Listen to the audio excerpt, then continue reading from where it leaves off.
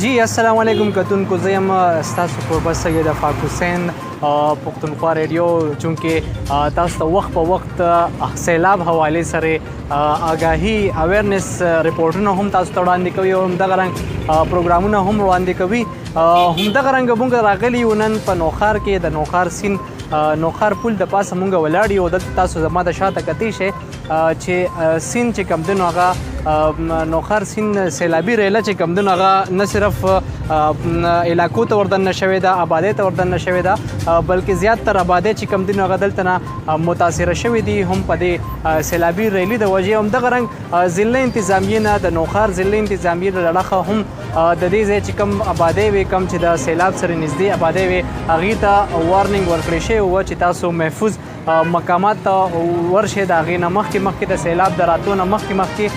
همدغه رنګ تاسو کتی شئ چې سیند چې کوم دی نو هغه راډک شوی دی او سیلابي ریلي چې کوم دی نو هغه زیاتره را روانه ده. څنګه تاسو حالات وکتل پښتونخوا کې سوات طرف ته، کالام طرف ته، همدغه رنګ چارسدې کې هم تاسو د چارسدې حالات هم وخت په وخت پښتونخوا ریډیو تاسو خبروي. نو همدغه رنګ سردریاب اور دغه شانتي دریای کابل ته زیاتر تقریبا 1,80,000 کیوسک اوبه چې کوم دي هغه راغلي دي اور ضلع انتظامیې له لخوا هم انتظامات کیږي، خو عوام هم پکار دي چې ولس هم په دې اقله باندې خپله ذمهداري پوره کړي اور د ځان چې کوم دی نو هغه محفوظ مقامات ته ورسوي.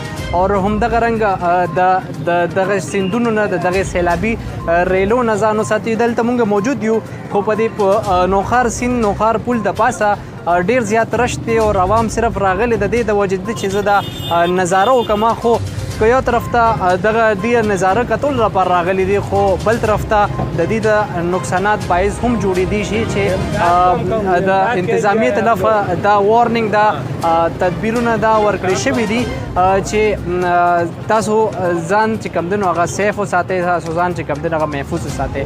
بالکل جناب، تاسو به وخت په وخت خبرونه هم درکوئ، معلومات به هم درکوو د فلډ حوالې سره، موږ سره به اوسئ. د اطلاعاتو تر مخه نوخار کې هم ضلع انتظامیې لړخه فلډ ایمرجنسي نافذ کړې شوې ده او همدغه رنګ د دریای کابل خواوشا آباد خاندانونه محفوظ ځایونو ته منتقل کړي شوي دي. په دریای کابل نوخار کې د سیلاب سطح برکېدو سره د سیند سره نږدې علاقې او کلي متاثره شوي دي، کم له وجې د دریای کابل سیند سره نږدې زیاتر کورونه او آبادۍ د اوبو نه ډک دي. د نوخار علاقه نوشهره کلا هم د سیلابي ریلې نه متاثره شوې ده او کورونه او کوڅې د سیلاب د اوبو نه ډکې شوې دي. پښتونخوا ریډیو سره خپلو خبرو کې د ځایي خلک وویل چې متاثره شوي خلک خپله یو بل سره امداد کوي او د حکومت او متعلقه ادارو د امداد په منتظر دي. نوم مې طاهر دی، کښتۍ چلوم او علم مې نن پرون راته وکړو، نه چا اوبه راوړې، خپل تیل مې وسوځول ثواب دپاره. ماشومان د نانا ماشوم چې هر څه څاروي ماروي مې ټول اوښته د خلکو، او اوسه پورې مونږ اوبه قدرې نه کړې شو، ویره مو کړې ده، خوب نشته دی، پېټرول مونږ سره دومره نشته چې مونږ اوس ماشین سټارټ کړو. دا چې زموږ محل لا ډېرې هیل دي، اخوا نوي ډېرې هیل جوړ شوي دي، هغه ماشومان مو ټول اوښته، او صرف چې کوم هلکان پاتې دي د هغوی غریبانانو د روټۍ خوراک نه یې راغلی. دا صرف یو ملګري سره مو خدای خو چې هغه له غوندې وختي ګرمه سره روټۍ موټۍ راوړه.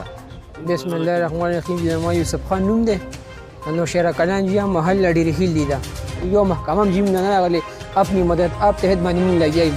دا زمونږ د حاجي اطرز وی دی، ټوله شپه مونږ سره دي چې څونه فیول وي ټول ختم شو، او پرون داسې مونږ لګیا وو دي چې معذوره خلک هم دي، زنانه هم دي، ماشومان هم دي، مال مویشي یا غار څوم دي، څه پکې لړه دی وړه سین، څه پکې خلکو دا کوي دي، او بس څه خلک زنانه په کورونو څه په چتونو کې دي. موږ له سرکاري کس اوسه پورې یو معمولي نه څه امداد راغلی، نه څه خوراک راشن ماشین شي نه راغلی. سهار راځي مونږ هم داسې وږي ګرځو، او همدا حالات کېږي. وګورئ دا ټول کچه کورونه دي، څه پورې په کورونو کې اوبه دایلي، تاسو دا کورونه جیب دا وګورئ مکمل هر څه ډوب دي. دا دي یو کس هم نه راغلی، زموږ په کورونو کې جي وو اته فوټه وړه ځان نه شوي دي، ټول سامانونه کټونه هر یو شی تباه او وبا دي. او موږ سره بېګا چې جي بس دې کې نښتي وو، په خپله باندې ماشومان هم راوباسو، زنانه هم راوباسو، بزرګان هم راوباسو، مال مویشي هر څه مو راوښ کړو. اوس موږ سره فیول هم ختم دي، په لاسو باندې موږ بېګا چې موږ درې بیړۍ دي نښتي وو، لګیا یو جی. ولس با خبره ساتلو لپاره پښتونخوا ریډیو ټیم هم د سټیشن منیجر ساجد محمود او پریزنټر شعیب صادق په مشرۍ کې د متاثره علاقو دوره وکړه او نه صرف د حالات جایزه واغشته بلکې متاثره شوی خلکو کې د خوراک سامان هم تقسیم کړل. ولس له هم پکار دی چې نه صرف خپل ځمېداري تر سره کړي او د خطرناکو علاقو نه ډډه وکړي بلکې په دې سخت حالاتو کې د متاثره شوی خلکو سره هر ممکن امداد وکړي. سید افاق حسین، پښتونخوا ریډیو، نوخا.